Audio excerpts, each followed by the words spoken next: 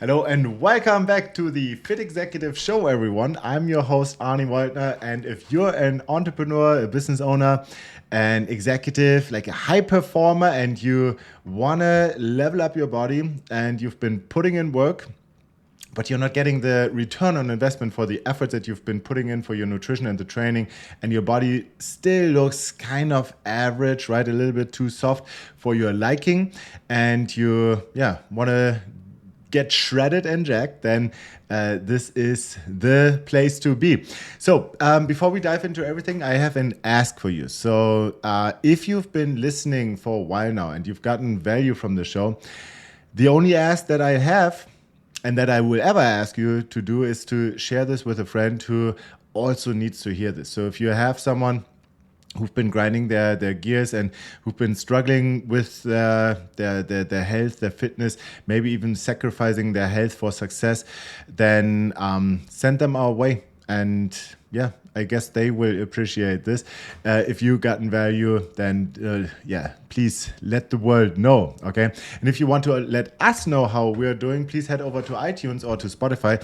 Or if you're watching this on YouTube, then take 1 or 2 minutes to just leave us a quick review. And I genuinely appreciate this. Now, today, I'm going to go against the narrative again, and I mean going directly against something that I see on shirts, I hear on podcasts, I see this on YouTube videos, or the like books like David Goggins and stuff like that. Nothing against David, right? He's a great guy. But I'm going to contradict some of this stuff today, which is there's this widely celebrated idea that the goal always needs to be for you to be the hardest worker in the room, okay? And I want to divorce that completely.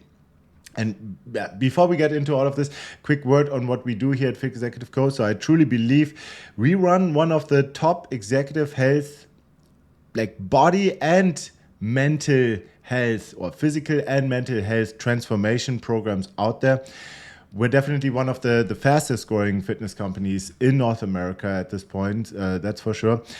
So what we do is we work with high performing executives, entrepreneurs who are done looking and feeling average, and we get them dialed in physically, mentally, also in terms of sustained performance.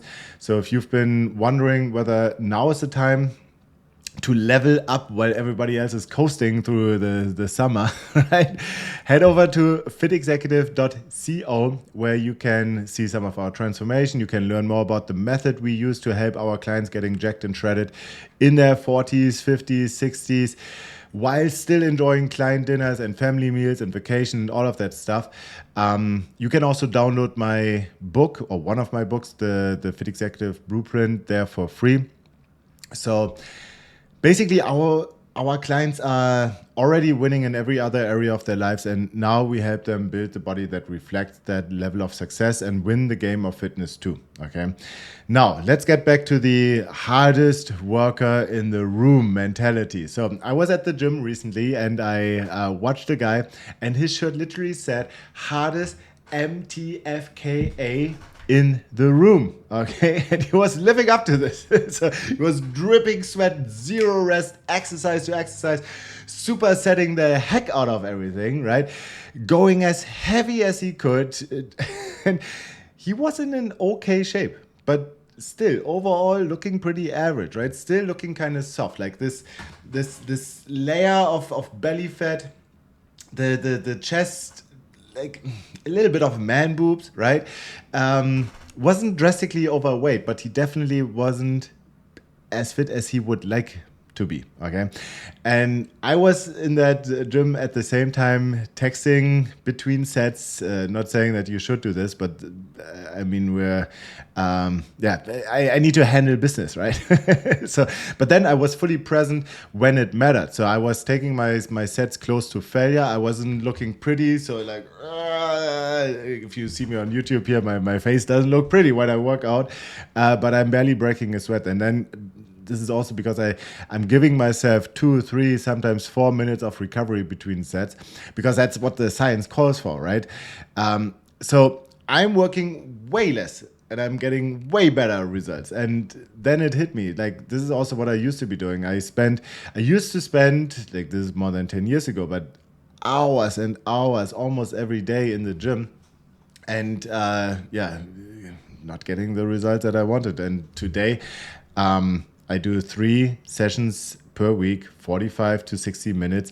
So most of our clients do actually a little bit less than I do. We have them stay at around 2 hours per week, so 3 to 4 sessions, and then we do 30 to 45 minutes per session. So it's very efficient if you do the right stuff, and then you see progress week after week after week. But the message is that I'm probably working out less than most of you guys here and still getting better results. And this is when it hit me, when I saw this guy with the hardest MTFKA shirt, right? This is deeply ingrained. It's a value system that tells us suffering equals deserving. Suffering equals deserving. This is something that I used to believe, and this is something that I see all the time, that people believe that if it wasn't brutally hard, then they didn't really earn it, right? And I'm not here to celebrate laziness, by the way, right? The opposite of that isn't the answer either. But here's the danger I want you to sit with. I know this pattern intimately because I lived it for years, right? When I was building my first restaurant, by the way, like the restaurant business, it was called Taco Casa, the project that was in Germany.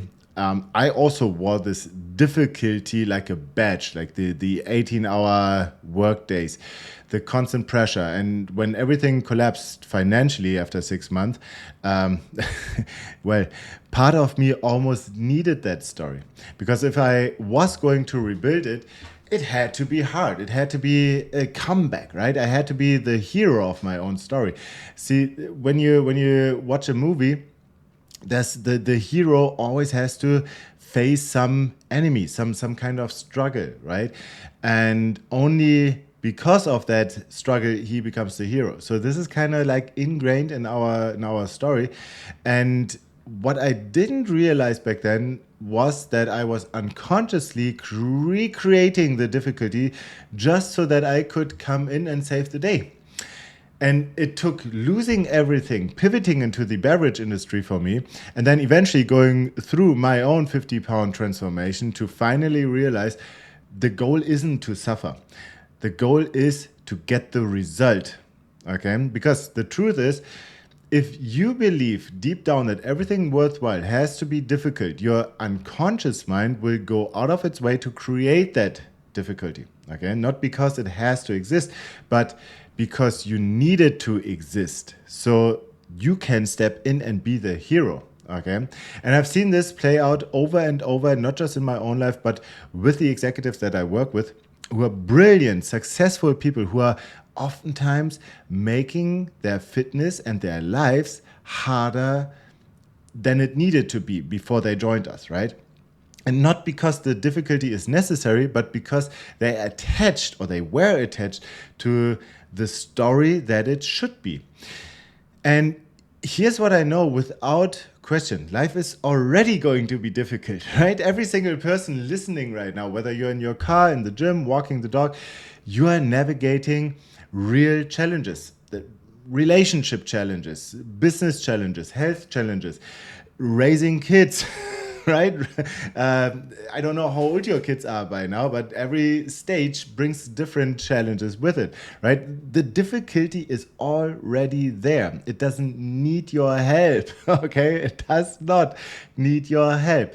And when I zoom out and I think about the generations before me, my grandfather, for example, who built a life in post-war Germany with nothing, right? Who went through the Second World War and like, amazing. Like, how did they do it? Insane poverty, insane situation, right? Not just in Germany, obviously, but globally back then. But my grandfather has sacrificed in ways that I never fully understand. Or another example, if I just go out of my own house, We live right downtown Ottawa here, right behind the Museum of National History, and it's by the Ottawa River. And then on the other side of the Ottawa River is the Parliament. It's on a big hill. And then I think about the settlers coming in here like a couple of hundred years ago, facing the ice cold and darkness in the winter, and then the mosquitoes in the summer. Right? The brutal heat. They didn't have air conditioning. They didn't have cars. They didn't have anything. Right? They made do with what they had, just because their why was stronger than their why not. But it's insane how much these people have suffered, our previous generations have suffered for us, so that we can live the life that we live right now. And I realize my life, by comparison, is completely abundant. I'm living like a king. I get to do work that I'm passionate about. I get to build something that generally helps people. I'm not grinding through someone else's vision of success. I'm living my own. So why on earth would I manufacture more difficulty just so I can feel like I earned it, right? The goal isn't to be the hardest worker in the room. The goal is to be the most efficient. And at Fit Executive Co., we take executives who've been grinding in the gym for years, like 2-a-days, restrictive diets, punishing themselves, and we get them lean, strong, energetic, in a fraction of the time. No burpees, okay? Burpees are the most inefficient thing in the world, but that's for another day. No cardio obsession. No all or nothing rules, right? No off-limit foods. We build everything around your schedule, your preferences, your anatomy. It's what matters is the 10 to 20% of inputs that drive 80 to 90% of the results. Focus on those. And every time the reaction from our clients is the same. They're like, I can't believe I wasted years doing it the hard way when it didn't have to be that hard. Okay. And the same principle applies to your business, by the way. If you're banging your head against the wall, running on fumes, and you're calling it discipline, I'd ask you to consider whether you're being disciplined or whether you're just addicted to that difficulty, right? Like, look at what can you delegate? What can you systemize and automate, right? What are the 20% of your task, of your employees, of your clients that cause you 80% of your joy and your success? And then double down on those. And then also consider what are the tasks, the employees, the clients. Like, there's always the 10, 20% of your tasks, employees, clients, situations that are the biggest pain in the ass, right? Delete those energy vampires and the time suckers out of your life. The sooner the better, okay? So I want to leave you with 3 ways to cut through life more efficiently, starting today. Okay, so listen up. Number 1, hire a mentor. Okay, stop trying to figure it out yourself. Find someone who already has the result that you're after, who also has a proven track record working with other guys like you, who has the values that align with yours, who ideally, like us, has a money back guarantee, okay? So it's either you get results or you get a refund. But then find this mentor and pay them. Pay them to give you the roadmap. Don't ask them out for a cup of coffee, okay? Don't try to extract value for free. Invest, because a great mentor compresses years of trial and error into months of focused execution. And then when you pay, you actually pay attention. And this is why those $20 apps don't work. You just ignore them. You don't take them seriously, right? The right investment acts as a flame under your butt, and then you actually get moving, right? And I've hired mentors throughout my career in business, in health, and we've invested multiple 6 figures in coaching. And every single time, the ROI has been significant, okay? We wouldn't be where we are today if we didn't have those mentors. If I tried to save some money, right, I would pay with my time. And I don't have much time. Time is the only resource that you cannot get back. I can always get back my money, and I did like 10x, right, our investments. But more than that, but still, instead of spending money on things that don't move the needle, invest in someone who can show you exactly which needle to move, so to say. Okay, so that's number one. Hire a mentor and pay them. Number two, love the process, because it's a lot harder to manufacture difficulty when you genuinely love what you're doing. When you still get to eat your favorite foods, when your workouts are actually enjoyable, they don't leave you in pain and drained out. They leave you more energetic afterwards than before you got started, right? When you're immersed in work that matters to you, the effort doesn't feel like suffering. It feels like momentum. And the days still have challenges. Not saying they are gone, okay? But they are challenges within something you chose. And that's a completely different experience than grinding through something you resent just to prove you could. Okay, just to prove you have the willpower and the discipline. Like take 75 hard, for example. If you have to do 2 workouts a day and like do all of that stuff, and by the way, I really like the inventor of the 75 hard concept, but I don't align with this at all. And I know it's not a workout program, it's more like a mental toughness challenge. But on the other hand, many guys treat it like a workout program and they want to get in shape. And this is also something that they lead with in their marketing. But then I could have better results way easier, right? And then if I have a birthday party where I might want to eat a piece of cake, and or I go on vacation and I want to drink a cocktail in the pool, right? And then I see all these guys with a Rolex on their arm, but a big ass gut, and they are afraid to take their shirt off at the pool. I think, man, I'm enjoying myself here, and everybody else out there is like doing challenges like 75 hard or whole 30, right? And you have a vacation and you cannot drink alcohol, like that's completely nuts. You can have a 6-pack and go on client dinners, go on vacations, like eat meals with your family, eat a piece of cake when it's your son's birthday, right? It's a completely different experience than grinding through something you resent just to prove yourself that you can be tough, right? I get to do what I love every single day.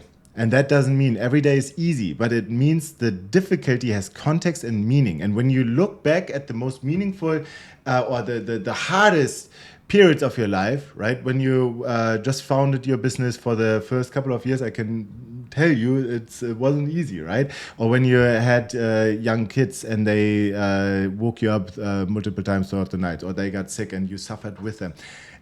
Those times are hard, but they're meaningful, okay? So find that meaning, find your purpose, and the whole equation changes, okay? But still, you don't have to make it harder than it has to be.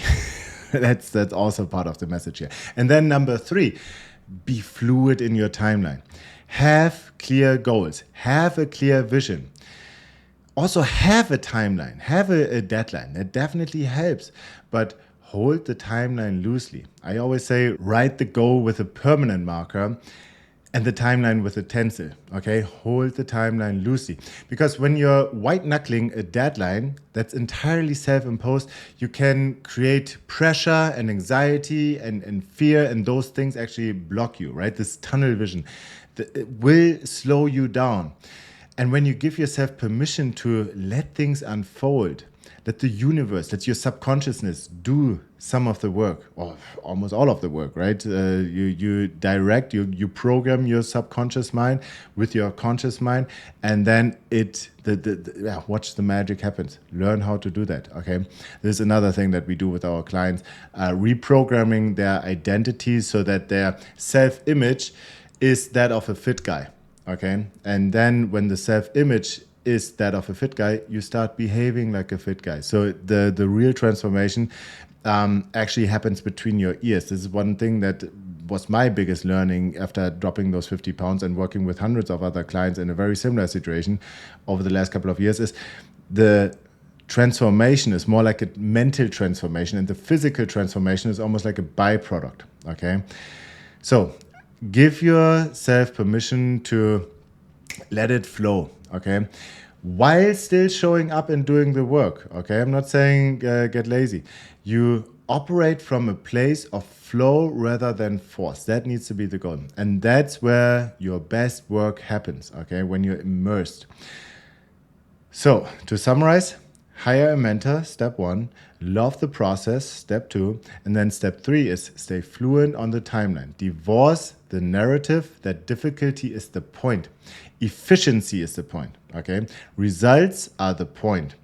And when you pursue those with the right support, the right process, and the right mindset, you'll be amazed at how much lighter it all feels. Okay, you can have the six-pack, you can have the successful business, you can enjoy your favorite foods, you can enjoy your lifestyle, you can have it all, but you gotta go about it the smart way. Okay, so that's it for today. I see you next week.